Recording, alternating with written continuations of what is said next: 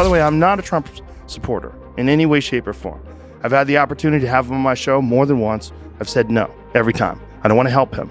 Why did Joe Rogan finally break his rule for Trump? What happens when the world's biggest podcaster finally sits down with the most polarizing political figure in US history? It's more than just an interview. This moment marks a turning point, not just for Joe Rogan, but for the future of how we consume content. July 5th, 2022, Joe Rogan would go on Lex Fridman's podcast and say that he's turned down the opportunity to have Donald Trump on the Joe Rogan podcast multiple times and stands by the fact that he will never have Donald Trump on. So what changed now? Why would Joe Rogan be comfortable with having other controversial figures like Kanye West, Alex Jones, Elon Musk, or Edward Snowden, but not Donald Trump? You would think something like this should have happened much sooner. The public demand for Trump to go on Joe Rogan was going crazy. With the 2024 election in his sight, Trump has been on the run of a lifetime, hitting every big podcast from Impulsive to the Full Send podcast, Theo Von. It seemed like Trump was going everywhere but Joe Rogan. Could this public demand have pushed Joe Rogan to do the interview? But if you've been a listener of Joe Rogan's, you know that he doesn't just do podcast for views. Joe likes to have people on who he believes he can have a good conversation with. That's his number one goal when deciding a guest. But with the 2024 election coming up, many politicians were doing their political runs and their interviews, and Joe Rogan would actually talk about this in a previous episode. I wouldn't try to interview her. I just try to have a conversation with her and hopefully get to know her as a human being. That was my goal. I think they should have a conversation.